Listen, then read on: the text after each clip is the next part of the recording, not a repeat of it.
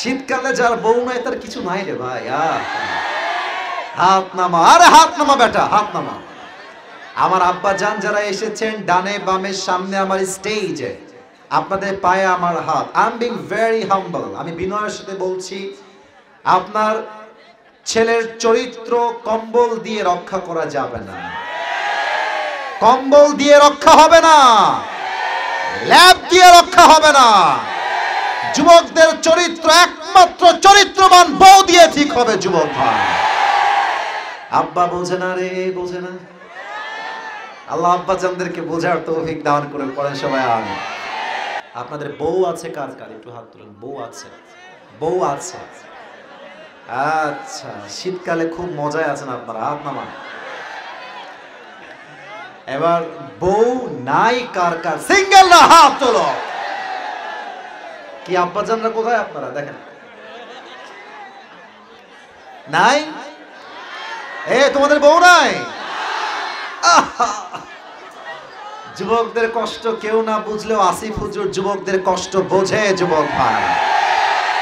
শীতকালে যার বউ নাই তার কিছু নাই রে ভাই। হাত নামা, আরে হাত নামা বেটা, হাত নামা। আমার আব্বা জান যারা এসেছেন ডানে বামে সামনে আমার স্টেজে, আপনাদের পায়ে আমার হাত। আই এম বিং ভেরি হাম্বল। আমি বিনয়ের সাথে বলছি, আপনার ছেলের চরিত্র কম্বল দিয়ে রক্ষা করা যাবে না, কম্বল দিয়ে রক্ষা হবে না, ল্যাব দিয়ে রক্ষা হবে না। যুবকদের চরিত্র একমাত্র চরিত্রবান বউ দিয়ে ঠিক হবে যুবক ভাই। আব্বা বোঝে না রে, বোঝে না। আল্লাহ আব্বা জানদেরকে বোঝার তৌফিক দান করে পড়েন সবাই আমিন। তোমাদের আমিনের জোর বলছে কি কষ্টে তোমরা আছো। এবং আল্লাহ মেয়েদেরকেও বোঝার তৌফিক দান করো, গাঞ্জাখোর নয় চরিত্রবান যুবকদের মেয়েদের বিয়ে করা উচিত। মেয়েদের রুচি এত খারাপ কেন? আজীব একটা মহিলাদের পাল্লায় পড়ে গেছে আমরা আজকে। দিনদার ছেলে, দাড়ি আছে, টুপি আছে, পছন্দ। আর একটা আসছে, মাথার এই দিকেও চুল নাই, এই দিকেও চুল নাই, মাঝখানে লম্বা সজারুর মতো খাড়া খাড়া চুল, গাঞ্জা খাইয়ে হাড্ডি মাড্ডি সব বেঁকা হয়ে গেছে। মেয়ে বলে এইটা আমার পছন্দ, এইটা লাগবে আমার। আল্লাহ মেয়েদের রুচিতে আল্লাহ দুর্ভিক্ষ দূর করে হেদায়েত দান করুন, পড়ে সবাই আমিন। তবে সব মেয়ে একরকম নয়। এই দেশে যেমন চরিত্রহীন মেয়ে আছে, চরিত্রবান মেয়েও হাজার রয়েছে, ঠিক কিনা বলেন? তবে যেই মেয়েরা টাকা পেলে টাকলার সঙ্গ বিয়ের পিড়িতে বসে যায়, তারা আমাদের দুই চোখের বিষ যুবক ভাই। আল্লাহ এমন মেয়েদেরকে হেদায়েত দান করুন, পড়েন সবাই আমিন। নাম কি? বাংলাদেশ। এই দেশটা এবার প্রথম স্বাধীন হয় না, এটা দ্বিতীয়বার স্বাধীন হয়েছে। আমার দিকে একবার তাকিয়ে একটা নাম বলবেন সবাই, বামের ভাইয়েরা, ডানের ভাইয়েরা, সামনের ভাইয়েরা। একজন যুবক তার দুই হাত এমনি পেতে দিয়ে বুকের তাজা রক্ত দিয়ে শহীদ হয়েছিল। যুবকটার নাম কি বগুড়ার ভাইয়েরা? শহীদ আবু সাইদ। সে দুটি বিষয় প্রমাণ করেছে। নাম্বার ওয়ান, মুসলমান আল্লাহর জমিনে বাঁচবে, তবে সে কাপুরুষের মতো বাঁচবে না, বীর পুরুষের মতো সে বেঁচে থাকবে। নাম্বার টু, যে কথা সে প্রমাণ করেছে, এটা আমি, আপনারা সবাই আল্লামা মামুনুল হক সাহেবের নাম শুনেছেন না? মাশাআল্লাহ, বীর পুরুষের ছেলে বীর পুরুষই হয়। মারাত্মক সাউন্ডে তিনি কথা বলেন। তার গলার যে গর্জন, যে তর্জন, তার প্রত্যেকটা কথায় বাতিলের মসনদ কেঁপে উঠে যুবক ভাই, ঠিক কিনা বলেন? উনি সেই দিন, আমি ফেসবুকে মাঝে মাঝে যাই, মাঝে মাঝে ইউটিউবও সময় পেলে আমরা চালাই। আপনারা সবাই হয়তো ইউটিউব ইউজ করেন, আমিও মাঝে মাঝে ইউটিউবে ঢুকি। তো সেই দিন, বেশি দিন হয় না, এই তো অন অ্যাভারেজ 1 মাস হবে, অথবা 25 দিন 20 দিন হবে, আমি ইউটিউবে ঢুকেছি। প্রথমেই আমার সামনে একটা ওয়াজ এসেছে। ওয়াজ তো অলওয়েজ আসে, বাট সেই দিন একটু অবাক হয়েছি, কারণ ওয়াজটা আমি পেয়েছি সময় টিভির অফিসিয়াল ইউটিউব চ্যানেলে। I was very shocked. আমি অবাক হয়ে গেছি যে সময় টিভির নিউজ চ্যানেলে আজকাল ওয়াজ আপলোড হয়। দেখি তো ওয়াজে কি বলছে হুজুর। দেখলাম ওয়াজটা ছিল আল্লামা মামুনুল হক সাহেবের ওয়াজ। ওপেন করলাম, উনি দুটি কথা বলেছেন, আমি দুইটার মধ্যে একটা মাইনাস করলাম, একটাকে কোট করছি। উনি বলছেন আমাদেরকে বাতিল পক্ষ অলওয়েজ মাথাকে নিচু করতে বলে, আর আমি বাতিল পক্ষকে একটা কথা বলতে চাই, তুমি যদি বাতিলের দালাল হয়ে তোমার মাথা নিচু না হয়, আমি হকের পক্ষের দালাল, আমার মাথা তোমার সামনে নিচু হবে কেন? মাথা নিচু হবে তোমার, আমার মাথা তো অলওয়েজ উপরে থাকবে। শহীদ আবু সাইদ এটাই প্রমাণ করেছে, আমাকে গুলি করো, আমার বুককে ঝাঁঝরা করে দাও, তবে একটা কথা আমার স্পষ্ট পয়গাম, আমার মাথা কখনো বাতিলের সামনে নত হবে না যুবক, ঠিক কিনা বলেন? তবে একটা কথা বলবো, মিডিয়ায় আমি জানি এটা রেকর্ড হচ্ছে, এটা নিয়ে অনেক সমালোচনার ঝড়ও হতে পারে, but in spite of knowing all this things, সব জেনে বলতে চাচ্ছি, 5 আগস্টের পূর্বে যত পুলিশ ছিল তার অধিকাংশ পুরুষ স্বৈরাচারের পা চাটা দালাল ছিল। যদি দালাল না হতো, একজন নির্বিচারে একজন যুবকের দিকে তারা কেমনে গুলি করতে পারে, ইস কেমনে পারে? তার মানে তারা বুঝিয়েছে তারা নামে পুলিশ, কাজে তারা পুলিশ নয়। এখন দেখছি পুলিশের ড্রেস চেঞ্জ হচ্ছে, র্যাবের ড্রেস চেঞ্জ হচ্ছে, লাভ নাই, ড্রেস দিয়ে কাজ হবে না, নিয়ম আর নীতি চেঞ্জ করতে হবে। ড্রেস চেঞ্জ করে কি লাভ? পুলিশ যদি সুদ খায়, ড্রেস চেঞ্জ করে কি লাভ? র্যাব যদি ঘুষ খায়, আমাদের ড্রেস দিয়ে কোনো দরকার নেই, আমাদের সমাজটা পরিবর্তন করতে হবে বগুড়ার ভাইরা আমার। এখন আসেন, এই যে আমরা মাহফিল করতে আসছি 5 আগস্টের পূর্বে, তোমরা সবাই জানো, যুবকরা সবাই জানে, কমিটির ভাইরা যারা এসেছেন এখানে, আমার পেছনে অনেক মান্যগণ্য মুরব্বী আব্বা জানরা বসে আছেন, তারা খুব ভালো করে এই বিষয়টা জানে। মাহফিল করতে গেলেই পারমিশন নেওয়া লাগবে, অমুক থানায় যাও, তমুক থানায় যাও। দেখেন, এক স্যারের কাছে যাবেন, বলবে আমি না, অমুক স্যারের কাছে যাও, অমুক থানায় যাও, অমুকের কাছে যাও। বেটা, আল্লাহর জমিনে আল্লাহর কোরআনের কথা হবে, তুই পারমিশন দেওয়ার কে? এটা এখন নিয়ম চেঞ্জ হয়ে গেছে। 5 আগস্টের পরে the history has totally changed now. এখন কারো থেকে পারমিশন নেওয়া লাগবে না, যে পারমিশন নেওয়ার কথা বলবে ওর পিঠের চামড়া একটাও থাকবে না বগুড়ার ভাই। এবার দেখেন আমি কি বলি, আমরা যখন তাফসীর মাহফিলে 5 আগস্টের পূর্বে কথা বলতাম, আমি একটা অভিনয় করছি, বাস্তবতা বোঝাবার জন্য অভিনয়, জাস্ট দেখাবো আপনাকে। দেখেন, বক্তা ওয়াজ করছে, আমার প্রিয় ভাইরা, আল্লাহ রাব্বুল আলামিন বলেছেন, আর নেতা সাহেব এসে ঠাস করে একটা বাড়ি দিবে মাইকে, আর হুজুরের হাত ধরে টেনে হিঁচড়ে, আমি নিজে দেখেছি ইউটিউবে ভিডিও, বের করে দিচ্ছে মাঠ থেকে, বের হোক। তারা কোথায়? এখন আসেন, আসেন এখানে, হাত দিয়ে একটাও বাকি থাকবে না বগুড়ার মাটিতে আজকে। তো আমরা হক কথা বললে আমাদেরকে 3টা ট্যাগ দেওয়া হতো আগে, 1 রাজাকার, 2 জঙ্গিবাদ, 3 মৌলবাদ। আল্লামা দেলোয়ার হোসেন সাইদি হুজুরের তো নাম শুনেছেন সবাই, সাইদি হুজুর নাম শুনছেন না আপনারা সবাই? আমাদের কলিজার টুকরা, আমাদের ভালোবাসার মানুষ তিনি। উনি বলতেন যে যতই মৌলবাদী বলে গালি দাও, আমরা রাগটাগ করি না। কেন করি না? কারণ মৌলবাদী, এই যে মৌল, এই শব্দ আসছে মূল থেকে। এই বগুড়ার ভাইরা, মৌল আসছে কই থেকে? কথা কয় না বগুড়ার সুলপুল, কই থেকে? মূল থেকে। মূল মানে কি? কোরআন, মূল মানে হাদিস, মূল মানে আল্লাহ তাআলা, মূল মানে হচ্ছে হিজ লাস্ট মেসেঞ্জার মুহাম্মদ সাল্লাল্লাহু আলাইহি ওয়াসাল্লাম। তো আল্লামা দেলোয়ার হোসেন সাইদি হুজুর বলতেন, যারা তোমরা আমাদেরকে মৌলবাদী বলে গালি দাও, আমরা হলাম মূলবাদী, আর তোমরা হতো সব আগাবাদী। এবার আওয়াজ দিয়ে বলেন বগুড়ার সাউন্ডে, গাছের আগায় শক্তি বেশি হয় না গোড়ায় শক্তি বেশি হয়? গোড়ায় শক্তি বেশি হয়। উনি বলতেন, তোমরা থাকো গাছের আগায়, সোনামণি চুপচাপ বসে থাকো, বাড়াবাড়ি বেশি কইরো না, জমির রাজনীতি বেশি কইরো না, আলেমদেরকে ধরে জেলখানায় বন্দী করো না, না হয় 18 কোটি মানুষ গাছের গোড়ায় একটা ঝাঁকুনি দিবে, মামুর বাড়ি দিল্লি গিয়ে পড়বা, দিল্লি গিয়েই তারা পড়েছে। অতএব মাঝে মাঝে ভারতের দিকে তাকায় দেখছি একটা, এগুলো সাংবাদিক না, এগুলো সব হকার বললেই পারফেক্ট হবে। আমার মনে হয় হকারটাও খুব বেশি সম্মান হয়ে যায়। এই বেটা দেখলে আমার হিজড়া মনে হয় বগুড়ার।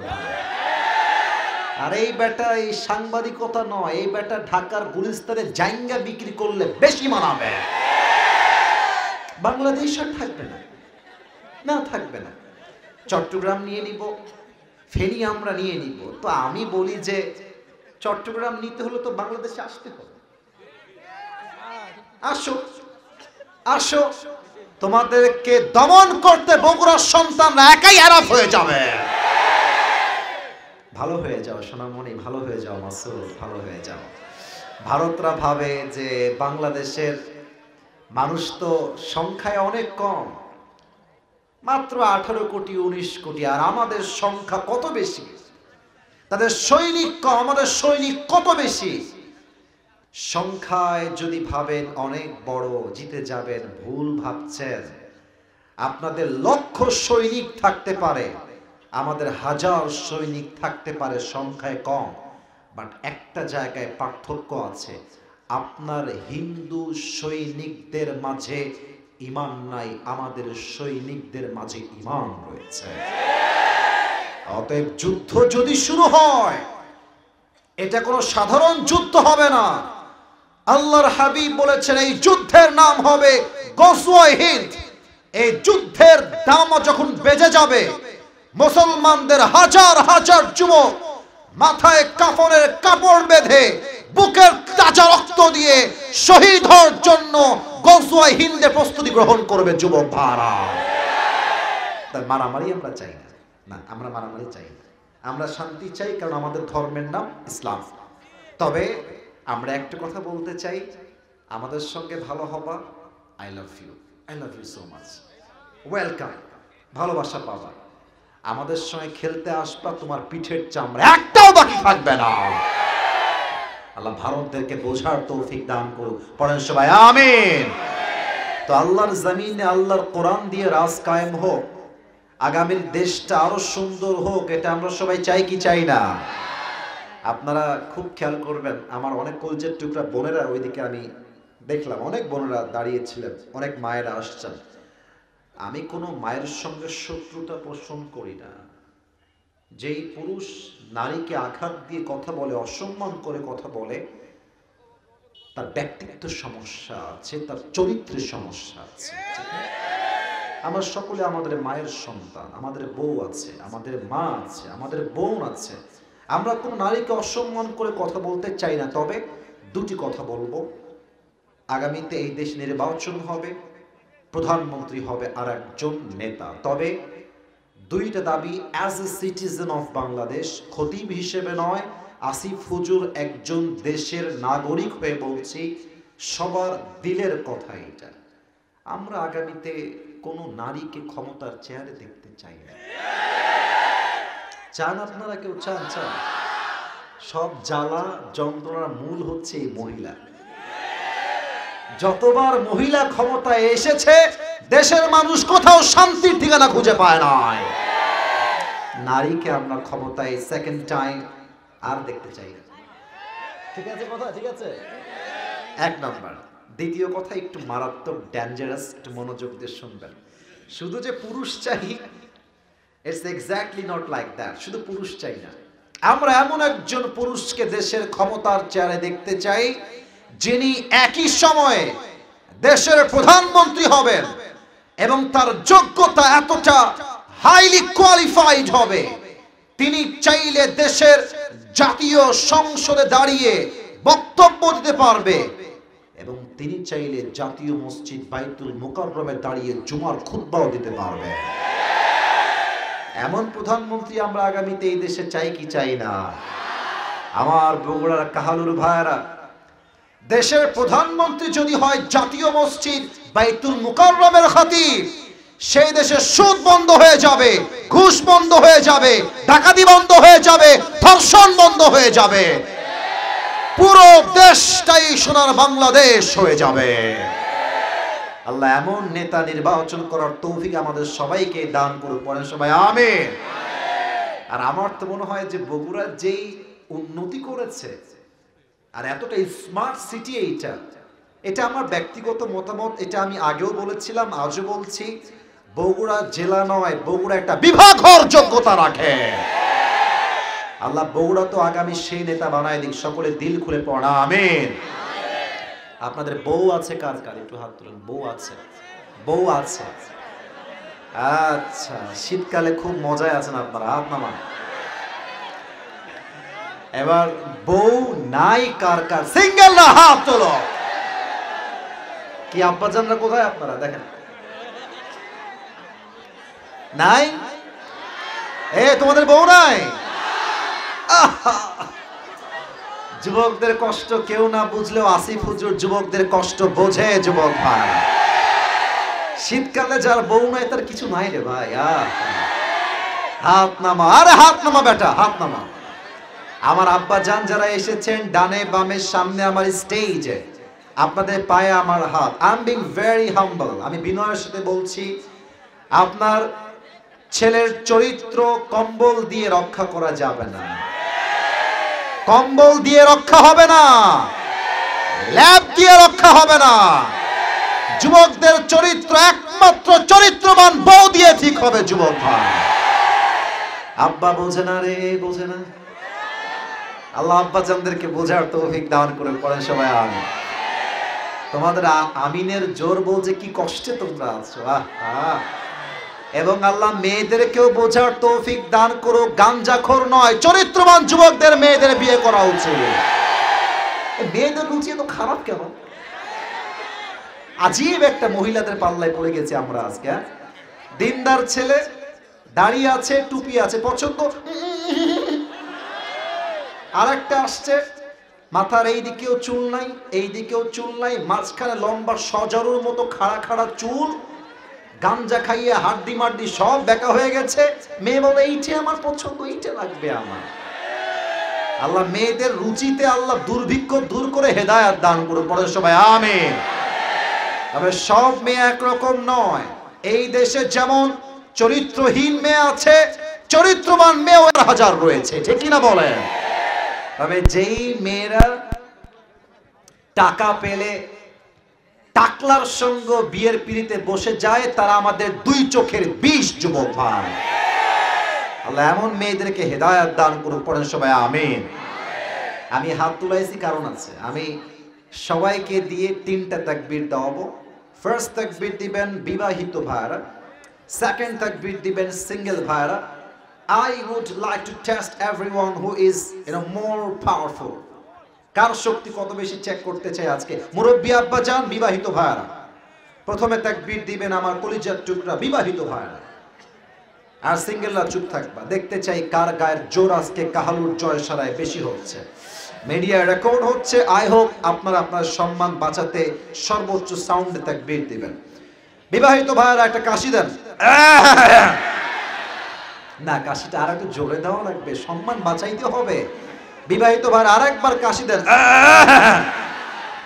দেখা যাক কত পারেন আপনারা। আব্বা জান যারা আছেন আপনারা একটু বার্তা দিয়েন না, তাকবীর দিয়েন আমার সাথে। দেখা যাক বিবাহিত ভাইরা পারে কিনা। বিবাহিত ভাইরা তাকবীর দেন। সিঙ্গেলরা কিপ কোয়াইট, কিপ সাইলেন্ট। বিবাহিত ভাইরা তাকবীর দিবেন। নারে তাকবীর। মাশাআল্লাহ, অনেক ভালো হয়েছে, অনেক ভালো হয়েছে। সিঙ্গেলরা মনে হয় হেরে যাবে। আচ্ছা সিঙ্গেলরা তোমাদের পালা, কাশি দাও। ওরে বাবা রে, আপনারা নাম্বার দিবেন আপনারা, আমি কিছু বলবো না। আমি এই বিবাহিত দল থেকে বের হয়ে গেলাম। দেখা যাক কে জিতে। সিঙ্গেল ভাইরা, it's time for all the single people. Single ভাইরা তাকবীর দিবেন, বিবাহিতরা চুপ থাকবেন, নয় আপনারা আরো উল্টা হেরে যাবেন। সিঙ্গেল ভাইরা তাকবীর দাও। নারে তাকবীর। বিবাহিত ভাইরা আমাকে মাফ করে দিবেন। হলো না, হলো না। যাই হোক, এই দল আমরা হেরে গেছি। আমরা এবার চেষ্টা করব সবাই মিলে এমন জোরে তাকবীর দেওয়ার যে আপনাদের তাকবীরের ঠেলায় আমি স্টেজ ভেঙে নিচে উল্টে পড়ে যাব। এবার কোনো ভাগাভাগি নাই। বগুড়ার কাহালুর জয়সারার ভাইরা সবাই মিলে একটা কাশি দেন। নারে তাকবীর।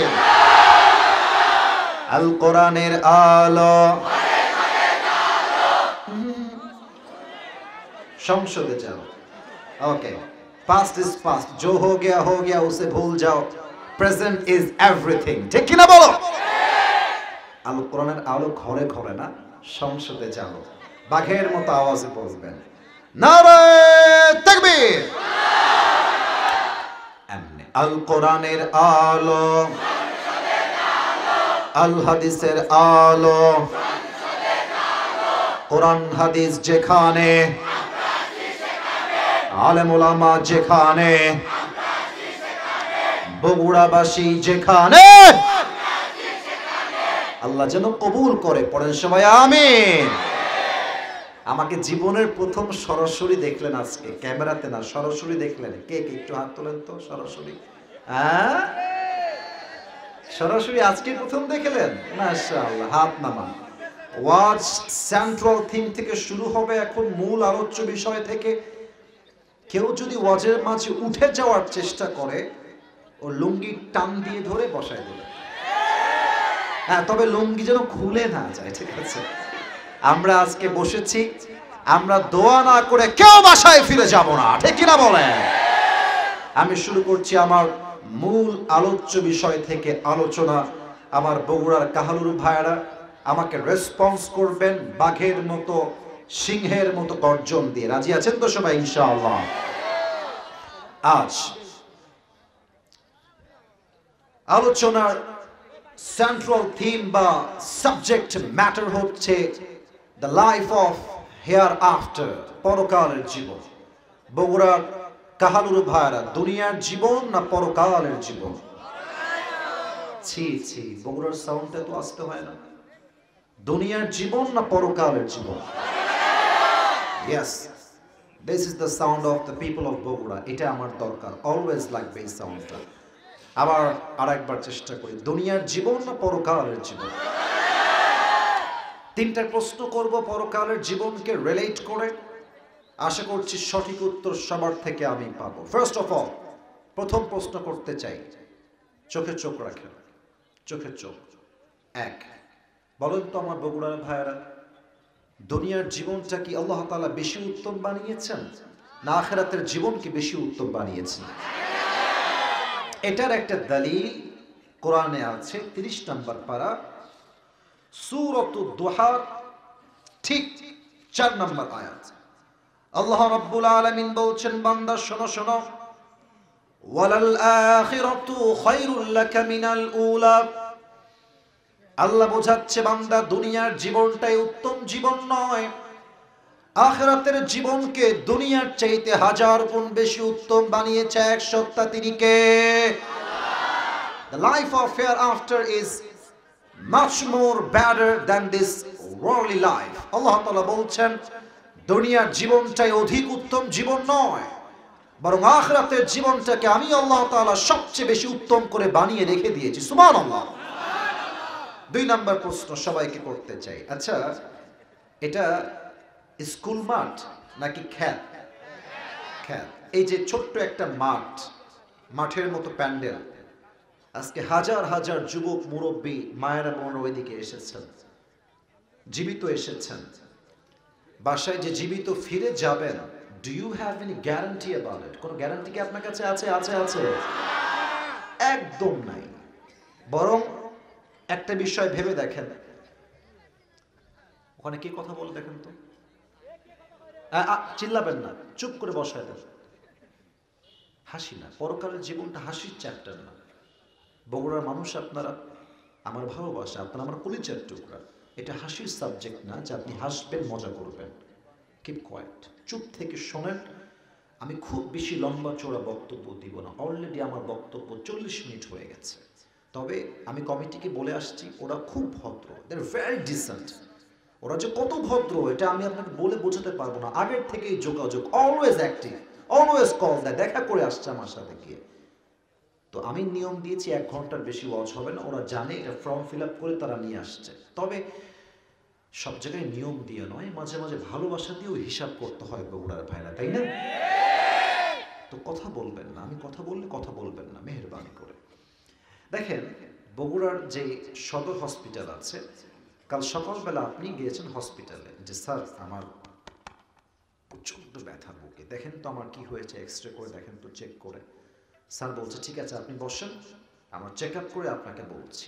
টেস্ট হয়ে গেল, চেক আপ ডান, বলছে আপনি বাহিরে বসেন, আমরা আপনাকে ডাকছি। আপনি বসে বসে ভাবছেন যে এত বুকে ব্যথা কেন করছে আমার, কি হলো আমার। 1 ঘন্টা পর ডাক্তার বলছে রোগীকে আমাদের ঘরে নিয়ে আসো। আপনি ঘরে গিয়েছেন, স্যারের রুমে, ডাক্তারের রুমে। স্যার প্রথমেই আপনাকে দেখে মুখটা মলিন করে বলছে সো সরি, আপনি আমাদেরকে মাফ করবেন, আমরা খুবই দুঃখিত। স্যার দুঃখিত কেন, সরি কেন, আমাকে বলেন কি হয়েছে আমার। ডাক্তার বলছে ভাই আপনার হার্টের যে অবস্থা দেখতে পাচ্ছি, আপনি হয়তো 7 দিনের বেশি আর বাঁচবেন না। এই বগুড়ার ভাই, ডাক্তার যদি বলে 7 দিনের বেশি আপনি আর বাঁচবেন না, আমাকে উত্তর দেন তো দিল থেকে, এরপর থেকে আপনার কি খাওয়া দাওয়া ঘুম আর কিছু থাকবে? শেষ হয়ে যাবে, সব স্বপ্ন নিমিষেই শেষ হয়ে যাবে। এবার একবার ভাবেন তো, ডাক্তারের কাছে না আছে হায়াতের ক্ষমতা, না আছে মওতের ক্ষমতা, সেই ডাক্তার আপনাকে বলল যে তুমি 7 দিনের মধ্যে মরে যেতে পারো, আপনার ঘুম হারাম, খাওয়া হারাম, আর যার হাতে মওত আর হায়াত সব আছে, সেই কোরআনে আপনাকে বলছে কুল্লু নাফসিন যায়িকাতুল মাউত লিকুল্লি উম্মাতিন আজাল ইযা জাআ আজালুহুম ফালা ইস্তাখিরুনা সাআ ওয়া লা ইস্তাকদিমুন। আল্লাহ বলছে বান্দা তোর 7 দিন নয়, এই সেকেন্ডে তুই মরতে পারিস, এই সেকেন্ডে। আপনি ডাক্তারের কথা শুনে ভয় খেয়ে গেলেন, দাড়ি রেখে দিলেন, 5 ওয়াক্ত নামাজি হয়ে গেলেন, সব ঋণ শোধ করে দিলেন ডাক্তারের কথায়। আর আপনার আল্লাহ আপনাকে বলছে আপনি এখনই মরতে পারেন, আপনি সুদ ছাড়তে পারলেন না, আপনি ঘুষ ছাড়তে পারলেন না, আপনি পর্নোগ্রাফি ছাড়তে পারলেন না, আপনি আপনার হারাম রিলেশনশিপকে ব্যাকআপ করতে পারলেন না। তার মানে প্রমাণ হলো আমরা নামে মুসলমান হয়েছি, কাজে মুসলমান কেউ হতে পারি নাই, ঠিক কিনা বলে? 2টা প্রশ্ন শেষ। 3 নাম্বার প্রশ্নের উত্তর দিতে হলে আমাকে একবার অবজার্ভ করে দেখেন, অবজার্ভ করে দেখেন আমার দাড়ি, আমার চেহারা, আমার হাইট, আমার উচ্চতা। আমাকে আজকে সরাসরি আপনাদের সবার দেখে চিল্লাবেন না, চিৎকার করবেন না, জাস্ট নরমালি বললে আমি খুশি হব। আনুমানিক আমার বয়স আপনাদের কত মনে হচ্ছে, আসতে বলবেন, জাস্ট নরমালি। 30-25, ঠিক আছে, পারফেক্ট ছিল। 30 আর 25-এর মাঝে আমার বয়স। আচ্ছা, এখানে এমন কোন আব্বা জান কি আছেন পেছনে ছাড়া, পেছনে ছাড়া, সামনে, যাদের বয়স 50+, 50-এর বেশি? কোন আব্বা জান আছেন 50-এর বেশি বয়স? 1 2 3 4 5, মাশাআল্লাহ, হাত নামান আব্বা জান, হাত নামান। বলেন তো প্রিয় ভাইরা, দুনিয়ার জীবনটা কি বেশি লম্বা হবে না আখিরাতের জীবন বেশি লম্বা হবে? শুধুই কি লম্বা, কত লম্বা আমি একটা জাস্ট এক্সাম্পল দিব কোরআন থেকে একটা আয়াত দিয়ে। 30 নম্বর পারা, 4 নম্বর পৃষ্ঠা, সূরাতুন নাজিআতের সর্বশেষ আয়াত। আল্লাহ রাব্বুল আলামিন বলছে বান্দা শোনো, কান্নাহুম ইয়াওমা ইয়ারাউনাহা লাম ইয়ালবাসু ইল্লা আশিয়াতান আও দুহাহা। পরকালের জীবনটা এত বিশাল লম্বা জীবন হবে। 80 বছরের মুরব্বী আব্বা জান যেই দিন ইন্তেকাল করবে, যার বয়স 100 বছর মুরব্বী বৃদ্ধ বৃদ্ধা যেই দিন ইন্তেকাল করবে, দুনিয়ার জীবন ছিল 80 বছরের হায়াত। যখন সেই বান্দা মৃত্যুর পরে পরকালের জীবনকে ফেস করতে শুরু করবে, এটা এত লম্বা জীবন হবে। ওই সাদা দাড়িওয়ালা মুরব্বী আব্বাজান ডাক দিয়ে বলবে, আল্লাহ এই পরকালের জীবনটা এত বিশাল লম্বা জীবন, আমার কাছে মনে হচ্ছে আমার দুনিয়ার 80 বছরের জীবনটা ইল্লা আশিয়াতান আও দুহাহা, 80 বছরের জীবনটা মনে হচ্ছে একটা সকাল কিংবা সন্ধ্যার মতো ছিল। আল্লাহু আকবার। Could you imagine that? ভাবতে পারেন যে দুনিয়ার 100 বছরের জীবন পরকালে যাওয়ার পরে মনে হবে it was just like one morning or one evening, একটা সকাল কিংবা একটা সন্ধ্যার মতো হবে পুরো 80 বছরের জীবনটা পরকালে যাওয়ার পরে। আল্লাহু আকবার। এবার সবাই মিলে দুইটা চোখ বন্ধ করবেন জাস্ট ফর 5 সেকেন্ডস, 5টা সেকেন্ডের জন্য। আমার সাথে বেইমানি করবেন না, আমি ভালোবেসে আবদার রাখছি। কেন বন্ধ করবেন ব্যাখ্যা দেই, তাহলে আগ্রহী হবেন চোখটা বন্ধ করতে। বগুড়ার কাহালুর জয়সারার ভাইয়েরা, আমি পুরো ওয়াজের একটা ছোট্ট ভূমিকা দিচ্ছি, ছোট্ট একটা ভূমিকা। পরকালের জীবনটা শুরু হবে কেমন করে, মৃত্যু আমাদের সামনে হাজির হবে কেমন করে, যারা নামাজ পড়েছে নামাজির মৃত্যু হবে কেমন, যারা নামাজ পড়ে নাই বেনামাজি মৃত্যু হবে কেমন। আজীবন শুনেছি কবর কবর কবরের জীবন, কবরে আমার প্রথম রাতটা কেমন কাটবে, যখন আমাকে কবরে রাখা হবে আমার সঙ্গে সেই দিন কি ঘটবে, কেমনে ঘটবে, কিভাবে ঘটবে আমরা জানব। আজীবন শুনেছি মৃত্যুর পরে আমাকে আবার জীবিত করা হবে, এই জীবিত আমি হব কেমনে। আজীবন শুনেছি মৃত্যুর পরে একটা দিন আসবে, the day of tower, the day of accountability, the day of judgment, হিসাব দিবস। সেদিন আমার আমলনামা হিসাব হবে কেমনে, কেমনে ওজনটা হবে আমলনামা।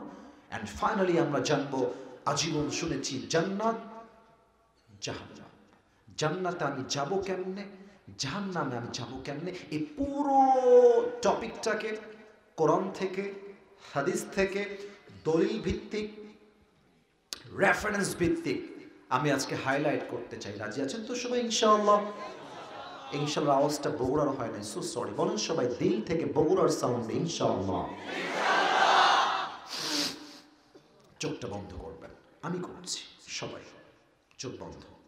আমার চোখ বন্ধ অলরেডি আমি করে ফেলেছি। বগুড়ার কলিজার ভাইয়েরা, আপনাদের হাতে হাত রাখছি, আবদার করছি নিজেকে স্থির রেখে 5টা সেকেন্ডের জন্য মৃত্যুকে ভাবেন, কবরকে ভাবেন, জাস্ট ভাবেন যে আপনি কাল সকালে কবরে আছেন। একটু পরকালকে স্মরণ করেন। 5 গুনছি, 5 গোনা শেষ হলে চোখ খুলবেন। 1 2 3 4 5। কলিজার ভাইরা, ওপেন ইউর আইস, চোখ খোলেন। আমি যা বলি ঠিক বেঠিক বলা জরুরি নয়, দিল থেকে শুনবেন, দ্যাটস এনাফ। এতটুকু আপনার হেদায়েতের জন্য যথেষ্ট হবে ইনশাআল্লাহ। বলেন ইনশাআল্লাহ। এখন আমরা বসে আছি ছোট্ট একটা ক্ষেতের ভেতরে, মাঠের মতো প্যান্ডেল করে আমরা সবাই বসে আছি। আপনাদের বগুড়ার যে হাইওয়ে রোড আছে, ওদিকে আমরা যাই গাইবান্ধা, ওদিকে আমরা যাই রংপুর, ওইদিকে আমরা যাই ঢাকা।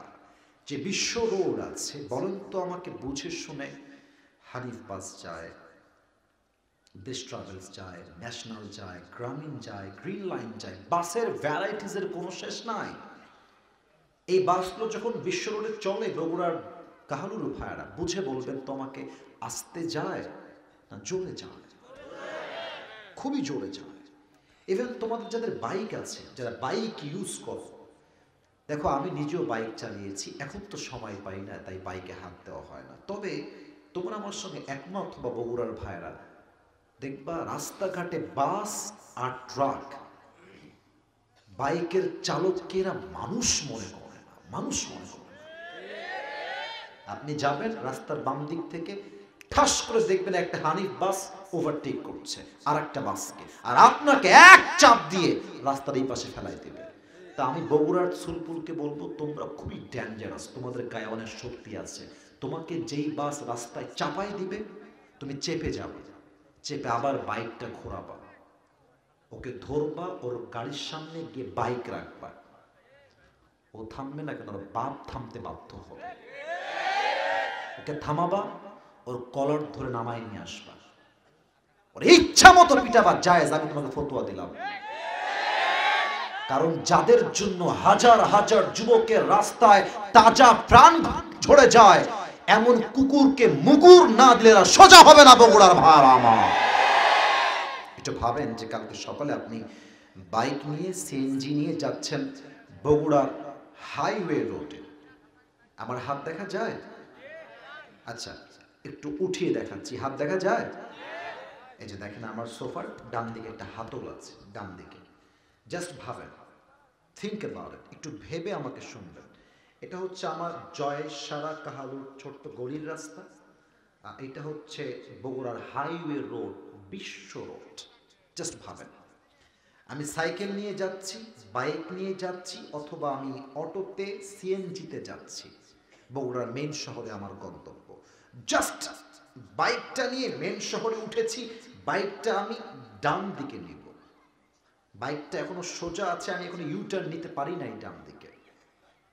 হঠাৎ করে বাম দিক থেকে একটা বিশাল লম্বা হানিফ বাস এসে আপনার বাইকে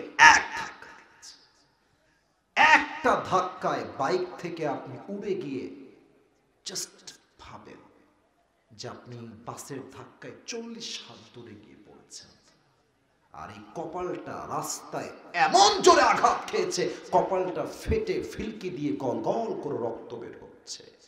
আর বগুড়ার সবাই দৌড়তে আসছে, আরে বাঁচাও, মারা গেল যুবকটা, ধরো সবাই মিলে ওকে, অ্যাম্বুলেন্স কল দাও, এক্ষুনি মেডিকেলে পাঠাও। অ্যাম্বুলেন্স ঠাস করে চলে আসছে, আপনাকে কোনো মতো ধরে মেডিকেলে পাঠিয়ে দিয়েছে। 24 ঘন্টা যাবত আপনার কোনো সেন্স নাই, চোখ বন্ধ, হুশ নাই, জ্ঞান নাই। 24 ঘন্টা পর চোখ খুলেছেন, দেখছেন সব ঝাপসা, কিছু দেখা যায় না, কিন্তু বুঝতেছেন যে রুমে আপনি আছেন, রুমের ছাদ সাদা, দেওয়াল সাদা, বিছানা সাদা, সব সাদা। ভাবছেন যে আমি ছিলাম কোথায়, আসলাম কোথায়। হঠাৎ করেই দেখছেন আপনার পায়ের সোজা বিশাল লম্বা গ্লাস ফিটিং করা দরজা কাচের, ওখানে লম্বা করে লেখা আছে এই রুমটার নাম হলো ICU, last stage of your life. জীবনের শেষ মুহূর্তে আপনি এক ধাপেই চলে এসেছেন। মুরব্বীরা কি ভাববে সেই দিন জানেন? মুরব্বীরা কি ভাববে? ইস রে, আজীবন সুদ খেলাম, আজীবন ঘুষ খেলাম, আজীবন সন্তানের জন্য, মেয়ের জন্য, বইয়ের জন্য হারাম কামাই করলাম, মৃত্যু তো আমার কাছে চলে আসছে, আজ আমি কোথায় যাব? প্রত্যেকটা যুবক সেই দিন আইসিইউর বেডে বসে ভাববে, ইস রে, যৌবন বয়সে আমি পর্নোগ্রাফি কেন দেখলাম, বেগানা নারীর দিকে আমি খারাপ চোখে কেন তাকাইলাম, আমি আমার পুরো যৌবনটা হারাম গান শুনে নষ্ট করলাম কেমনে? আহা, আফসোসে কাতরাবে প্রত্যেকটা মেয়ে, ভাববে ইস রে, আমি পর্দাশীল কেন হতে পারলাম না। হঠাৎ করে দেখবে জানালার থেকে একজন যুবক আকাশ থেকে নেমে আসছে, আকাশ থেকে। বুঝে থাকলে উত্তর দেন, আকাশ থেকে যে নেমে আসে মানুষ হয় না ফেরেশতা হয়? উত্তরে তো আসতে দিল তো হয় না, মানুষ না ফেরেশতা? যখন ফেরেশতা আসবে আমাদের মাঝে দুইটা দল হয়ে যাবে। There will be two kind of people in this world. First of all, those who perform the salah, and the second one is those who do not perform the salah. এক হচ্ছে নামাজি বান্দা, আর এক হচ্ছে বেনামাজি বান্দা। নামাজি বান্দার সামনে যখন মালাকুল মউত আসবে, মুখের দাড়ি হবে লম্বা লম্বা চাপ দাড়ি, দেহের পোশাক হবে সাদা, তাগড়া যুবকের মতো তার চেহারা হবে। নামাজি মুরব্বীর সামনে, নামাজি যুবকের সামনে, নামাজি মায়ের সামনে, নামাজি বোনের সামনে মালাকুল মউত দাঁড়িয়ে যাবে, বিনয়ের সাথে বলবে, ইয়া আইয়াতুহান নাফসুল মুতমাইন্না উখরুজি, আসো, এই প্রশান্ত আত্মা, আসো, বের হও, বের হও। কোথায় যাব ভাই? ইলা মাগফিরাতিল্লাহি ওয়া রিজওয়ানিহি, আল্লাহর জান্নাত তোমার অপেক্ষায় আছে, আসো, বের হও। আমার মুখের হাসি দেখে খুশি বুঝে সুবহানাল্লাহ পড়তে পারলেন না আপনারা সবাই? মাশাআল্লাহ। এটা দেখা যায়? এটা কি বগুড়ার ভাইয়েরা? এত আস্তে আমি উত্তর চাচ্ছি না, এটার নাম কি? দেখেন তো একবার তাকায়, এটা কি গোল না চারকোনা? আল্লাহর হাবিব বলেছেন জান্নাতি মানুষের রূহকে কবজ করবার জন্য আল্লাহ তাআলা জান্নাত থেকে একটা লাল রেশমি রুমালের চাদর মালাকুল মউতের মাধ্যমে গিফট হিসেবে নামাজি বান্দার কাছে আল্লাহ পাঠায় দিবে।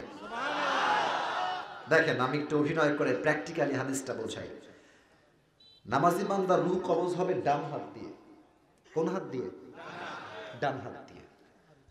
রূহটা কবজ করবে কাফাম মিন আকফানিল জান্নাহ ওয়া হানুত মিন হানুতিল জান্নাহ। রূহটা নিবে, ডান হাত দিয়ে নিয়ে প্যাকেট করবে, রুমালে সুন্দর করে ভাঁজ করে নিয়ে নামাজি বান্দা রূহটাকে মালাকুল মউত ইল্লিয়িন তথা জান্নাতের ঠিকানায় পৌঁছায় দেবে। এগুলো শুনলে যে মনে কি শান্তি লাগে, কারণ কি জানেন? মক্তব থেকে নামাজ পড়ি, আলহামদুলিল্লাহ, শো অফ করছি না। আমার বাবা একজন খতিব, একজন আলেম, একজন ইমাম, একজন শিক্ষক, একজন প্রিন্সিপাল। ছোট্ট মাদ্রাসায় ভর্তি করে দিয়েছি, একদম ছোট্ট। তখন থেকে কোরআন পড়তে পারি। আজীবন আব্বার বদৌলতে 5 ওয়াক্ত নামাজ পড়ে আসছি। যতই খারাপ হোক, এই হাদিসগুলো যারা নামাজ পড়ে, এই হাদিসগুলো শুনলে কলিজাটা ঠান্ডা বাতাস ছুঁয়ে যায়। যুবক ভাইরা, ঠিক কিনা বলো? এটা হচ্ছে নামাজি বান্দার মৃত্যু। বাট বেনামাজির মৃত্যু হবে বড্ড ভয়ঙ্কর। এখানে অনেকে এসেছেন, আমি জানি, রাগ করবেন না আমার কথায়, আমি আপনাদের ভালোবাসার মানুষ। অনেকে এশারের নামাজটাও পড়ে নাই, বাসায় গিয়ে ঘুমায় যাবে, ফজরটাও পড়বে না। এখানে অনেকে এরকম আছেন, তবে কাউকে আঘাত করছি না। ইভেন অনেকে এরকমও আছেন, আমি যদি নেমে যাই স্টেজ থেকে, যদি আমি পকেটে হাত দেই, একদম হাসবেন। অনেকের পকেট থেকে এখন বিড়ির প্যাকেট বের হবে। এখন যদি আমি হাত দেই, মাহফিল শেষ হবে, এখান দিয়ে যাবে, যাওয়ার সময় দেখবেন বিড়ি টানতে টানতে বাড়িতে যাচ্ছে। আমি নিজে দেখে আসছি। এই মাহফিল দিয়ে কোনো লাভ হবে না যদি মানুষ নামাজি না হতে পারে, ঠিক কিনা বলে? বেনামাজির সামনে যখন মালাকুল মউত আসবে, তার দেহের পুরো রংটাই হবে নীল। হাদিসের ভাষ্যমত অনুযায়ী তার চোখ হবে লাল টকটকে, পা থাকবে জমিনে, মাথা থাকবে আকাশ বরাবর, বিশাল লম্বা। এত ভয়ঙ্কর চেহারা দেখে বেনামাজিটা থরথর থরথর করে কাঁপবে। মালাকুল মউতের ভয়ঙ্কর চেহারা দেখে ডাক দিয়ে বলবে, ইয়া আইয়াতুহান নাফসুল খাবিথা উখরুজি ইলা গাযাবিল্লাহ। এই বেনামাজি, বের হ, আল্লাহর গজবের দিকে বের হয়ে আয়। মালাকুল মউতের ধমক শুনে বেনামাজি যুবক, বেনামাজি মুরব্বি, তার রূহটা বের হয়ে ডান দিকে দৌড় দিবে, বাম দিকে দৌড় দিবে, পেছনের দিকে দৌড়ে পালাবে। মালাকুল মউত তার বাম হাতটা পেছনের দিকে নিবে, বেনামাজির রূহের দিকে মালাকুল মউত একটা থাবা দিবে। Look at my left hand, বাম হাত দেখেন। বেনামাজি বান্দার রূহের দিকে বাম হাত যখন বাড়াবে, রূহটাকে এমনে ধরবে বুকের ভেতর থেকে। যখন টান দিয়ে বেনামাজির রূহকে ছিঁড়ে বের করবে, হাদিসে আসছে একটা জীবিত ছাগলকে যাবেহ না করে তার চামড়া কেউ যদি ব্লেড দিয়ে কেটে ফেলে, ছিঁড়ে ফেলে, ওই ছাগলটার যে পরিমাণ কষ্ট হয়, তার চাইতে কমসে কম 70 গুণ বেশি কষ্ট দিয়ে একজন বেনামাজির রূহকে কবজ করা হবে। বলেন সবাই নাউজুবিল্লাহ। আল্লাহ, তোমার কাছে আমি দিল থেকে দোয়া করি, আমাকে সহ সবাইকে নিয়ে দোয়া করি, আল্লাহ এই মৃত্যুর আযাব থেকে আমাদের সবাইকে তুমি সেই দিন বাঁচায় দিও। পড়না আমিন। রূহ যখন কবজ হয়ে যাবে, লাশ পড়ে থাকবে। লম্বা করবো না, টাইম ইজ টু শর্ট। ফজর নামাজটা জামাতে পড়তে হবে। আপনার লাশটাকে নিয়ে জানাজা হবে, দাফন করে দেওয়া হবে। দাফন করার সাথে সাথেই আত্মীয় স্বজন যখন 40 কদম পার হয়ে যাবে, দুজন ফেরেশতা আসবে। একটা প্রশ্ন করব সবাইকে, তবে এটা বাধাবার জন্য না, তবে উত্তর প্রায় 90% বেশি মানুষ হয়তো ভুল দিবেন। So think before you answer of my question, একটু ভেবে উত্তরটা বলেন তো সবাই। কবরের মোট প্রশ্ন হবে কয়টা? 4টা। Right answer. পরে বলেছেন, ইউর রাইট। কবরের মোট প্রশ্ন হচ্ছে 4টা, মোট প্রশ্ন 4টা। আমি প্রশ্ন করছি, উত্তর দিবেন। এটা এটা কোনো মানে অহংকারের জন্য বলছি না, জাস্ট আমরা ভালোবেসে উত্তর দিব আল্লাহর কাছে। বলেন তো সবাই, আমাদের মর রব্বুক, আমাদের সকলের রব একজন, তিনি কে? শাহাদত আঙ্গুলি উত্তোলন করে বগুড়ার কাহালুর জয়সারার ভাইরা উত্তর দিবেন দিল থেকে, অনুভব করে, জবান খুলে। আমাদের সকলের রব একজন, তিনি কে? আল্লাহ আমার রব, আল্লাহ আমার রব, দমে দমে তনু মনে তারি অনুভব।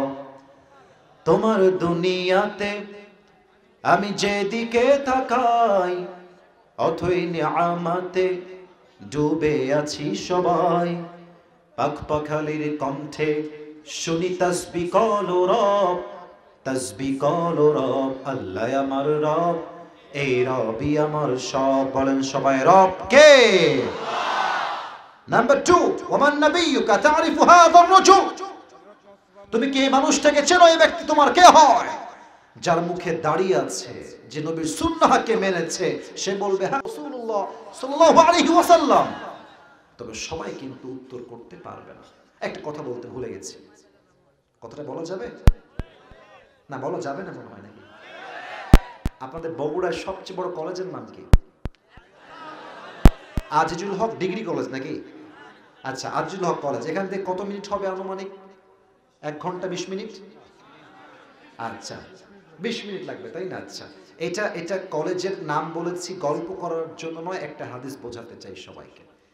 মনে করেন যে কাল সকাল 10টার সময় আপনাদের বগুড়ার কলেজে আমার এক্সাম আছে, পরীক্ষা আছে। তো বইটা বের করেছি যে আহারে, পুরোটা বছর নষ্টামি করলাম, পড়লাম না, খাইলাম দাইলাম, ঘুরলাম, কালকে কি পরীক্ষা দিব? বাস্তব খাওয়াই লাগবে কালকে আমাকে। এবার বই বের করেছি পড়ার জন্য, প্রশ্নপত্র। প্রথম প্রশ্ন পড়ছি, বাংলাদেশের রাজধানীর নাম কি? উত্তর ব্রেন দিয়ে মুখস্থ করলাম। বাংলাদেশের রাজধানীর নাম হলো ঢাকা। আবার আমি প্রশ্ন পড়ছি, বাংলাদেশের সবচেয়ে বড় সমুদ্র সৈকত কোথায়? উত্তর পড়লাম কক্সবাজার। ব্রেন দিয়ে মুখস্থ করলাম। কাল সকালে বগুড়ার আজিজুল হক কলেজে গেলাম। স্যার বলছে, আরে আপনি আসিফ হুজুর না, ওই যে ইউটিউবে ওয়াচ করেন, আসেন আসেন আসেন, বসেন, এই নেন আপনার প্রশ্নপত্র নেন। হাতে নিয়ে দেখছি, আর নসিব তো খুল গিয়া আছে, কপাল খুলে গেছে, যা পড়ে আসছি তাই চলে আসছে। একদম কমন প্রশ্ন। প্রথমে আসছে ঢাকা, বাংলাদেশের রাজধানীর নাম কি? আমি বলছি আজকে উত্তর দিয়ে ফাটাই ফেলবো সব। লেখ উত্তর ঢাকা। বাংলাদেশের সবচেয়ে বড় সমুদ্র সৈকত কোথায়? লেখ কক্সবাজার। এটা আমি ব্রেন দিয়ে পড়েছি, ব্রেন দিয়ে পড়েছি, ব্রেন দিয়ে পড়েছি। এখন অনেকে বলবে, হুজুর কবরের প্রশ্ন উত্তরে ওয়াজ করে লাভ আছে? সব জানি আমি, খালি মালাকুল মউত রূহ কবজ করার পর রাখবে আমার লাশটা কবরে, সব ঠাস ঠাস করে উত্তর দিয়ে দিব। প্রিয় ভাইরা, কবরের প্রশ্নের উত্তর এখান থেকে হবে না, এখান থেকে হবে। এটা প্রশ্নপত্র নয় যে মুখস্থ করলাম লিখে দিলাম, না। ঈমান নাই, আমল নাই, যতই মুখস্থ করেন চল পরিমাণ কোনো কাজ দিবে না কবরে যাওয়ার পরে, ঠিক কিনা বলেন? এবার আমার দিকে আর একবার তাকায় দেখেন তো, আমার মুখে এইটা বগুড়ার বাড়া সাউন্ড যেন কমে না যায়, এইটা লম্বা লম্বা কালো কালো চাপ, এটা কি? উত্তর কমে নাই, জোরে হয়েছে। এটার নাম কি? একটু মাইকটা হটায়, আমাকে দাড়ি রেখে আনস্মার্ট লাগতেছে? আরে ভাই দেখে কোন আনস্মার্ট লাগতেছে? অনেক মেয়ে দেখবেন দাড়ি দেখলে চুলকায়, মানে এদের কাছে দাড়ি বলা পছন্দ না। বলে যে আপনার মুখে দাড়ি আছে তো, দাড়ি রাখলে কেমন যেন একটু মুরব্বি চাচা চাচা লাগে, আমার আপনাকে বিয়ে করার জন্য পছন্দ হচ্ছে না। আপনি বগুড়ার ছেলে, কথা বলবেন সিংহের মতো গর্জন দিয়ে, আপনি বলবেন আপনার আমাকে দাড়ির জন্য পছন্দ হচ্ছে না, আপনি আমাকে বিয়ে করবেন না। আরে আপনি আমাকে কি বিয়ে করবেন না? আপনার মতো নষ্টামে তো আমার বউ হওয়ার যোগ্যতাই রাখে না। যে আমাকে দাড়ির জন্য বিয়ে করবে সে আমার বউ হওয়ার যোগ্যতা রাখে। যে আমাকে দাড়ির জন্য নো বলে দিবে, ওর মতো মেয়ে আমার বাড়ির বউ হওয়ার কোনো যোগ্যতাই রাখে না বগুড়ার ভাড়া। এবার আওয়াজ দিয়ে বলেন তো, আমার নবীর মুখে লম্বা লম্বা চাপ দাড়ি ছিল কি ছিল না? আস্তে কম কেন, ছিল না? মন থেকে বলেন তো, আমার নবী চাপ দাড়ি রাখার পরে, আরে আমাদের নবী তো ইউসুফ নবীর চাইতো হাজার গুণ কোটি গুণ বেশি সুন্দর ছিলেন। সুবহানাল্লাহ পড়ে। আমার নবীর মতো সুন্দর হ্যান্ডসাম সুদর্শন দাড়ি রাখার পরে এরকম কোন হ্যান্ডসাম যুবক দুনিয়াতে দ্বিতীয় আর কেউ কি হতে পারে? চাঁদের চেয়ে সুন্দর তুমি, নবী আমার কামলিওয়ালা, দো জাহানের বাদশাহ তুমি, প্যারা নবী সাল্লে আলা, দো জাহানের বাদশাহ তুমি, প্যারা নবী সাল্লে আলা, চাঁদের চেয়ে সুন্দর তুমি, নবী আমার কামলিওয়ালা। সুবহানাল্লাহ পড়ুন সবাই আপনারা। 2 নাম্বার প্রশ্ন শেষ। 3 নাম্বার, ওয়ামা দীনু, গৌরব নিয়ে অহংকার নিয়ে বলবেন আমাদের ধর্মের নাম ইসলাম। আরে यार জোর সে বলো, আমাদের ধর্মের নাম কি? অনেকে বলে আমার বাংলাদেশে নাকি হিন্দুরা দাঙ্গার শিকার হচ্ছে, পিটানো হচ্ছে, মারা হচ্ছে। যারা এই নিউজগুলো ছড়ায় বুঝতে হবে তারা 5 আগস্টের পূর্বে যে স্বৈরাচার ছিল সেই স্বৈরাচারের পা চাটা দালালেরা। আমাদের দেশে হিন্দুরা জামাইয়ের বেশে থাকে, জামাইয়ের আদরে থাকে।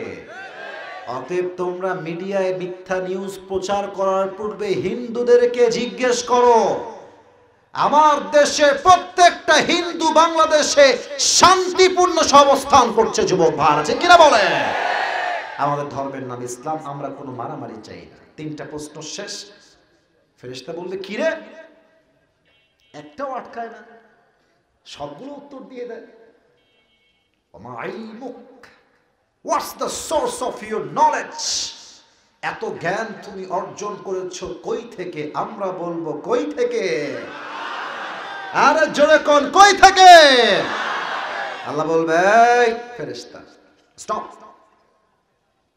স্টপ, আর কোনো প্রশ্ন হবে না। আমার বান্দার কবরটাকে জান্নাতের বাগান বানায় দাও। আমার বান্দার কবরটাকে এই মুহূর্তে 70 গজ লম্বা করে দাও জান্নাতের বাগান হিসেবে। সুবহানাল্লাহ। এবার সবাই 2 হাত তোলেন, সবাই 2 হাত তোলেন, কেউ যেন বাদ না যায়। এখন বাজে হচ্ছে 11:51। আমি এসেছি 10:40-এ। আমার ওয়াজ প্রায় 1 ঘন্টা 10 মিনিট 20 মিনিট হয়ে গেছে। তবে যতক্ষণ পর্যন্ত ওয়াজের টপিক শেষ না হচ্ছে আমিও ওয়াজ শেষ করতে রাজি না। চাইলে 12টা পার হবে, ওয়াজ শেষ হবে না, ঠিক কিনা বলেন? আমাকে একটা ওয়াদা করতে হবে, শুধুমাত্র ভালোবাসার ওয়াদা। বলেন সবাই হুজুর। একটু জোরে কম না হুজুর। আমরা আর একটু জোরে, আমরা বগুড়ার সন্তান। আপনাকে ওয়াদা দিলাম, দোয়া না করে, জোর সে বলো, দোয়া না করে আমরা কেউ, লুক এট মাই 2 হ্যান্ডস, ডান হাত বাম হাত দেখেন আমি কেমনে বলি, যাব না। আবার কোন যাব না? বলেন সবাই ইনশাআল্লাহ। হাত নামান। I brought up in Rajshahi, লম্বা সময় রাজশাহীতে বড় হয়েছি। রাজশাহীতে একটা গালি আছে, মামুর বেটা, মামুর বেটা। তো কোন মামুর বেটা ওয়াদার পরে যদি উঠে যায়, তার জন্য ছোট্ট একটা হাদিস কোট করছি, লা ঈমান আলাহ লিমান লা আমান আলাহ। যার কথা ঠিক নাই, যার ওয়াদা ঠিক নাই, আল্লাহর রাসূল বলেছেন তার ঈমানের ঠিক নাই, ঠিক কিনা বলেন? এবার যদি কেউ উঠে যান সোনামণি, ঈমান নষ্ট হওয়ার সম্ভাবনা রয়েছে। তবে সময় বেশি নিব না, ফজরের নামাজটাও পড়বো, তাহাজ্জুদটাও আজকে পড়ে বাসায় গিয়ে ঘুমাবো। রাজি আছেন তো সবাই ইনশাআল্লাহ? দেখেন পরকালের জীবনটাকে আল্লাহ তাআলা he has divided this life in 3 categories। 3 ভাগে আল্লাহ তাআলা পরকালের জীবনটাকে ভাগ করেছেন। look at my 3 fingers, 3টা আঙ্গুল দেখে জবাব দেন আমাকে, পরকালের জীবনটা মোট কয় ভাগ? 3 ভাগ। আওয়াজটা বগুড়ার হয় নাই, কয় ভাগ? 3 ভাগ। এক নাম্বার হলো, যদি কোনো বান্দা পরকালে বিশ্বাস রাখে, তাকে এটা মনে প্রাণে বিশ্বাস রাখতে হবে, আমি যে মরে গেলাম, আমার জীবনটা এখানে শেষ না, কবরে যাওয়ার পরে আমাকে আবার জীবিত করবে একজন, তিনি কে? বিশেষ হয়? হয় হয় হয়। কাফেরদের হয় না। কাফেরদের স্লোগান দেখেন, স্লোগান, दुनिया की जिंदगी ही असली जिंदगी है, इसके बाद कोई भी जिंदगी नहीं है, सो नो टेंशन, डू फुर्ती। नाउजुबिल्लाह। तो मुसलमान नाउजुबिल्लाह হয় না, জোরে কোন নাউজুবিল্লাহ। তারা বলে মোহাম্মদ, আস্তাগফিরুল্লাহ, নাউজুবিল্লাহ। তারা বলে মোহাম্মদ, আস্তাগফিরুল্লাহ। এই মোহাম্মদ, তোরা যে বলিস মরার পরে আবার ফিরে আসবে, কই আমার বাপ তো মরছে, কত জন্ম হয়ে গেল, বাপ তো ফিরে আসে নাই, আমার মা তো ফিরে আসে নাই Mohammad. So how come it possible that Allah will resurrect all the creatures again? আল্লাহ আবার কেমনে জীবিত করবে রে বাবা, সব তো মরে ভূত হয়ে গেছে, কেউ তো আর ফিরে আসে নাই। আল্লাহ বলছে বান্দা শোনো, একটা উত্তর দিই লজিক থেকে, লজিক থেকে। আল্লাহ বলছে আনতুম আশাদ্দু খালকান আমিস সামাউ বানাহা। এই পাগলা কাফের কালা বলছে, এই কথা শোন, আচ্ছা বলেন তো, আমার এই যে এখানে এটার নাম সামিয়ানা, এটার নাম কি? আচ্ছা খেয়াল করেন, 1 2 3 4 5 6 7 8 9 10, মোটামুটি এই সামিয়ানা ধরে রাখার জন্য অন এন অ্যাভারেজ এই জায়গাতে প্রায় 20 থেকে 25টা বাঁশ রাখা হয়েছে। কথা আমরা ভুল বললাম না ঠিক বললাম? এবার বলেন তো, সামিয়ানার আরো উপরে বিশাল বড় পুরো পৃথিবী জুড়ে আছে, এটার নাম কি? আকাশ। বলেন এটার নাম কি? বগুড়ার ভাইরা উত্তর দেন বুঝে। এত বড় আকাশ ধরে রাখার জন্য আল্লাহর কয়টা বাঁশ আর খাম্বা লাগছে? কয়টা লাগছে? কোন কোন?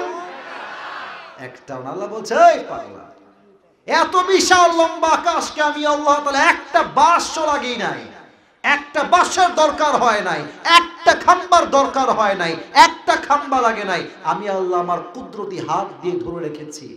তো এত বিশাল লম্বা আকাশ যদি আমি আল্লাহ ধরে রাখতে পারি, তোর মতো ছোট্ট একটা মানুষকে আমি আল্লাহ চাইলে জীবিত করতে পারি কি পারি না? কি সুন্দর লজিক আল্লাহ। আচ্ছা একটু আরেকবার ভাবেন যে আমার দুবাইয়ে 5টা ফ্ল্যাট আছে। আরে নাই রে বাবা, এমনি মানে বোঝাবার জন্য বলছি।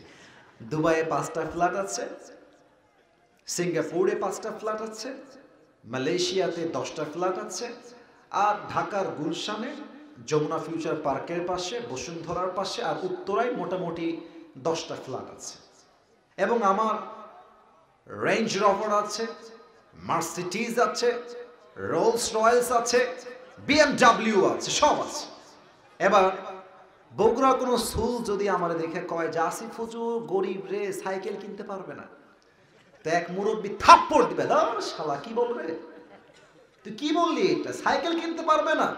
যে লোকটা দুবাইয়ে গিয়ে ফ্ল্যাট কিনেছে, সিঙ্গাপুরে ফ্ল্যাট কিনেছে, বিএমডব্লিউ আছে, মার্সিডিজ আছে, বুঝে থাকলে উত্তর দেন, সেটা ছোট্ট সাইকেল কিনতে পারে কি পারে না? পারে কি পারে না? পারে কি পারে না? আল্লাহ বলছে বান্দা, এত বড় আকাশকে আমি আল্লাহ ধরে রেখেছি খুঁটি ছাড়া, তুই কেমনে বললি তোর মতো ছোট্ট একটা নগণ্য বান্দাকে আমি আল্লাহ আবার জীবিত করতে পারবো না? অতএব যে বলে মৃত্যুর পরে কোনো জীবন নাই, সে মুসলমানের বাচ্চা না, সে কাফেরের বাচ্চা। যুবক ভাড়া ঠিক কিনা বলে? 2 নাম্বার বিষয় হলো, যে পরকালে বিশ্বাস রাখবে, সেটা মনে প্রাণে বিশ্বাস করবে মৃত্যুর পরে আমার প্রত্যেকটা আমলের জাররা জাররা হিসাব নিবে একজন, তিনি কে? فمن يعمل مثقال ذرة خيرا يره ومن يعمل مثقال ذرة شرا يره.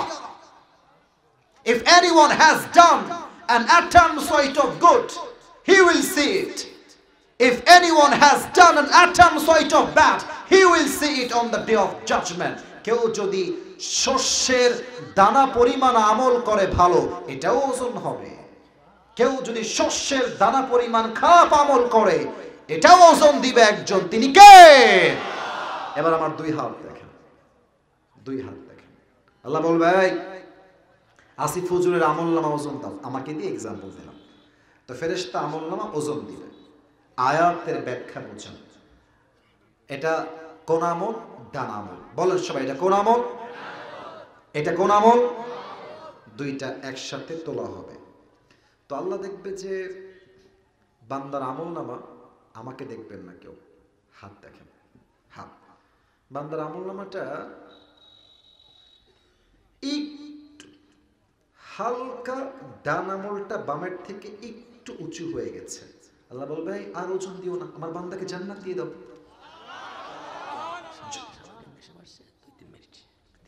এখন আচ্ছা ঠিক আছে, শেষে গিয়ে তাহলে দোয়ার আগে কথা বলার পারমিশন আমি দিতে পারবো না, সো সরি। আমরা তাফসীরের মাঝে কোনো কাউকে কথা বলতে দেওয়া যাবে না, দোয়ার আগে কথা বলবে, ঠিক আছে ইনশাআল্লাহ? স্যার বসেন, স্যার বসেন। এবং স্যার কথা বলবেন না আমি জানি, স্যার যখন দোয়া শেষ হবে দোয়ার আগে কথা বলবেন, ঠিক আছে ইনশাআল্লাহ প্রিয় ভাইরা? তো আমার ডান হাত বাম হাত দেখেন, একটু আমলটা ওজন হয়ে যাবে, আল্লাহ বলবে যাও আমার বান্দাকে এখনই জান্নাত দিয়ে দাও। সুবহানাল্লাহ পড়েন সবাই আপনারা। এবার বলেন তো জান্নাতে যাওয়ার জন্য 100 আমলে মোট কয় আমলের দরকার হবে? 51, 51।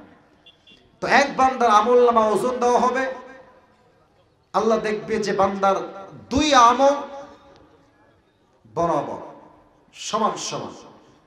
বলেন তো এবার জান্নাতে যাওয়ার জন্য ওই বান্দার আমল লাগে আর কয়টা? আস্তে কেন, জোরে কর, কয়টা? এটা আমি শুনেছিলাম পাকিস্তানের একজন টপ ফেমাস স্কলার, তার নাম হলো মাওলানা তারিক জামিল। উনি বললেন কিয়ামতের দিন একজন বান্দার আমলনামা ওজন দেওয়া হবে, দুইটাই সমান সমান হবে। তো ওনার ভাষা উর্দু, উনি উর্দু ভাষায় কথা বলেন। তো উনি বললেন যে যেই যুবকটা আমলনামা 50-50 হবে, সে বলবে আরে कोई टेंशन की बात नहीं है, मेरी बाप यहाँ पर है, मेरी माँ भी यहाँ पर है, मैं सिर्फ कहूंगा माँ मुझे एक अमल दे दो, मेरी माँ मुझे एक अमल देगी और मैं जन्नत में चला जाऊंगा। टेंशन नहीं, बाप माँ तो এখানেই আছে। যুবকটা বাপের কাছে আসে, আব্বা একটা আমল দাও, मुझे बस एक अमल की जरूरत है, एक अमल मिल जाए तो मैं जन्नती बन जाऊंगा, আব্বা একটা আমল দাও। কেউ হাসবে, আব্বা বলবে কে তোমার বাপ? কে তোমার বাপ? আমার তো বউ ছিল না, সন্তান আসবে কই থেকে? ও খরচ, বের হয়ে যাও, গেট আউট ফ্রম হিয়ার, বের হও। যুবকটা বলবে বাবা আমি তোমার ছেলে, একটা আমল দিবা না আমাকে? একটা আমলের জন্য আমাকে চিনছো না আব্বা তুমি? একটা আমল হলেই তো আমি জান্নাতি হয়ে যাব। আব্বা বলবে কে ছেলে, বের হও। আমার কোনো ছেলে নাই। যুবকটা মায়ের কাছে আসবে, মা तुम्हारी बेटे को सिर्फ आज एक अमल की जरूरत है, एक अमल मिल जाए तो तुम्हारी बेटा जन्नत में चला जाएगा, माँ मुझे बस एक अमल दे दो। माँ ও আমার কলিজার মা, একটা আমল দাও। মা বলবে कौन है तुम्हारी माँ? আরে কে তোমার মা? বের হও। আমার তো দুনিয়ায় কোনো স্বামী ছিল না, আমার সন্তান আসবে কই থেকে? বের হয়ে যাও। বাবাও একটা আমলনামা দিবে না, মাও একটা আমলনামা দিবে না, বউ বাচ্চা সন্তান কেউ একটা আমলনামা দিবে না। যুবকটা হতাশ হয়ে কি করবে? আমি হাদিসের ভাষ্যমতটা প্র্যাকটিক্যালি বোঝাই। এই দেখেন, ডান হাঁটু বাম হাঁটু দুইটা উঠাবে এই বুক বরাবর, এ পর্যন্ত নিয়ে আসার পরে দুইটা হাত এমনি দিয়ে চোখটা ঢেকে বুক ফাটিয়ে কান্না করবে, একটা আমলের জন্য, একটা আমলের জন্য। একটা যুবক দৌড় দিয়ে আসবে, আরে ভাই তুমি क्या हो गया है, तुम इतनी टेंशन में क्यों हो, इतनी परेशान क्यों हो, তোমার কি লাগবে ভাই? তো ওই ছেলেটার চোখ তুলে ওর দিকে দেখবে, চোখ লাল হয়ে থাকবে। আরে ভাই आप यहाँ से चले जाइए, आप मेरी कोई मदद नहीं कर सकते। আরে ভাই আপনি যান তো, বাপ চিনছে না, মা চিনছে না, বউ চিনছে না, হু আর ইউ ম্যান, আপনি যান এখান থেকে, আপনার দ্বারা আমার কোনো লাভ হবে না। যুবকটা বলে ভাই आप मुझे बताइए कि आपको क्या चाहिए, हो सकता है कि मैं आपकी मदद कर भी सकता हूं, হতে পারে আমি আপনার সাহায্য করতে পারি, আমাকে বলেন না আপনার কি লাগবে। অনেক কাকুতি মিনতির পরে যুবকটা ডাক দিয়ে বলবে ভাই আমার मेरी दोनों अमल बराबर हो गया है, अगर मैं जन्नत में जाना चाहूं तो मुझे बस एक अमल की जरूरत है, একটা আমল হলেই আমি জান্নাতে। আপনি কি দিবেন আমাকে একটা আমল? তো বলবে যে একটা আমল হলে চলবে তো, একটা আমল তো, বলছে yes I just need on this to enter in the paradise, একটা আমল হলেই আমি জান্নাতি হয়ে যাব। যুবকটা বলবে ভাই ঠিক আছে, ওই একটা আমল আজকে আমি আপনাকে দান করব। এত আস্তে বললেন সুবহানাল্লাহ। তো हाँ করে তাকায় থাকবে। आप सच कह रहे हैं? Are you serious? আপনি সত্যি আমাকে একটা আমল দিবেন ভাই? मैं तो यकीन नहीं कर सकता, मेरी माँ ने मुझे नहीं दिया, बाप ने मुझे नहीं दिया, बेटे ने नहीं दिया, बीवी ने भी नहीं दिया, आप कौन होते हैं देने वाला? কেন দিবেন ভাই? আরে ভাই আপনি নিবেন কিনা তাই কম। আরে ভাই দেন, একটা আমল নিয়ে সোজা আল্লাহর কাছে দৌড় দিবেন। আল্লাহ ये देखो मुझे एक अमल मिल गया है, এই দেখো একটা আমল পেয়ে গেছি, मुझे अभी के अभी जन्नत में दाखिल करा दो, আল্লাহ এখনই আমাকে জান্নাত দাও। আল্লাহ বলবে কি রে, একটা আমল তুই কই পাইলি বান্দা? किसने तुझे एक अमल दिया है आज? उसका नाम क्या है? उसका नाम बता मुझे। কে? আল্লাহ সব দেখে, তাও আল্লাহ জানতে চায়। বলবে আল্লাহ হাদা আখি, দিস ইজ মাই ব্রাদার, এই যে আমার ভাই, इसने मुझे एक अमल दिया है, ইনি আমাকে একটা আমল দিয়েছে। আল্লাহ বলবে এই বান্দা, doesn't make any sense, তোর মাথা ঠিক আছে তো? बाप ने नहीं दिया, माँ ने नहीं दिया, भाई ने भी एक अमल नहीं दिया, तू कौन होता है एक अमल देने वाला? तू কে একটা আমল দিচ্ছিস? কেন দিচ্ছিস আমাকে বল। যুবকটা ডাক দিয়ে বলবে আল্লাহ मेरे पास सिर्फ एक ही अमल है। আল্লাহ আছেই তো একটা, ও থাকলেও আমি জাহান্নামী, না থাকলেও জাহান্নামী। তা আমার ভাইয়ের মাত্র একটা আমল হলেই জান্নাত, আমি तो एमनीते ही जहन्नमी। तो मैंने सोचा कि अगर मैं अपने भाई को एक अमल दे दूं और मेरी भाई जन्नती हो जाए तो उसके लिए बहुत बड़ी मेहरबानी होगी। আমার ভাইকে আমি দয়া করে মায়া করে একটা আমল দান করে দিয়েছি। আল্লাহ বলবে হ্যাঁ, তুই কি তোর রবের চাইতে বেশি দয়াময় হতে চাস নাকি রে?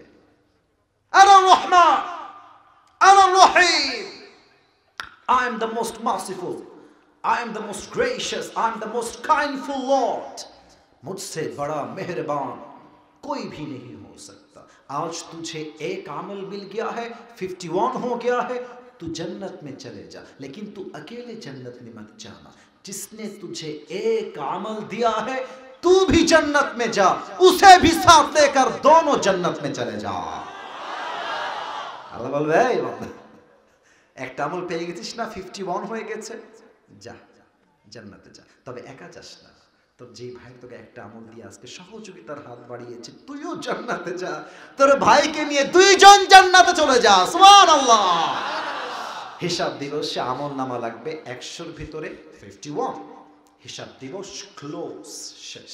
আল্লাহ বলবে দুইটা দল হয়ে যাও, 3 নাম্বার শেষ ভালো যার সব ভালো তার, এক দল হবে জান্নাত আর এক দল হবে জাহান্নামী। ফারিকুন ফিল জান্নাহ ওয়া ফারিকুন ফিস সাঈর। Allah says in this Quran, one group will enter in the paradise and another group will enter in the hellfire.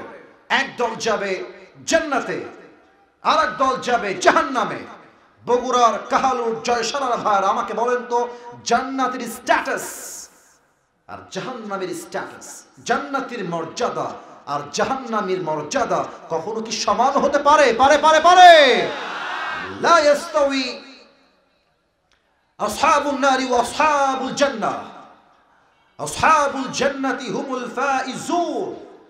Allah says in this Quran, the people of paradise and the people of hellfire, they are not equal ever. The people of paradise, they are gain the ultimate success in their lives. Allah বলছেন যারা জান্নাতি আর যারা জাহান্নামী তারা কখনো সমান হতে পারে না।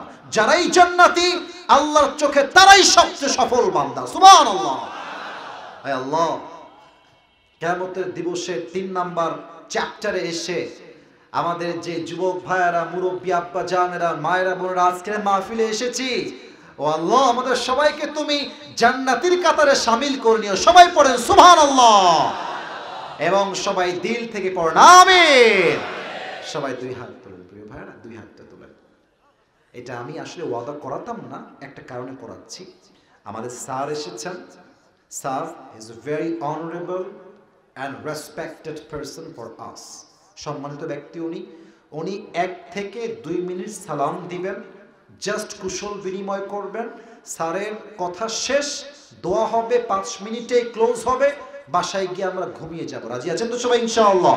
তো সবাই একবার হাত তুলে আমাকে ওয়াদা করেন, বলেন সবাই হুজুর। আবার কোন হুজুর। আমরা বগুড়ার সন্তান ওয়াদা দিলাম, এই যে বামে ওয়াদা নাই, ওয়াদা দিলাম দোয়া না করে আমরা কেউ যাব না। আবার কোন যাব না, বলেন সবাই ইনশাআল্লাহ। যদি উঠে যান আমার সঙ্গে গাদ্দারি হবে। আমি আমার জীবনকে বাজি রেখে 1.5 ঘন্টা কথা বলেছি। আমার সম্মান ভালোবাসার মানটা রাখবেন। স্যার কথা বললেই আমি দোয়া করবো। প্লিজ মাইক দেন স্যারকে, স্যারকে মাইক দেন খুবই দ্রুত।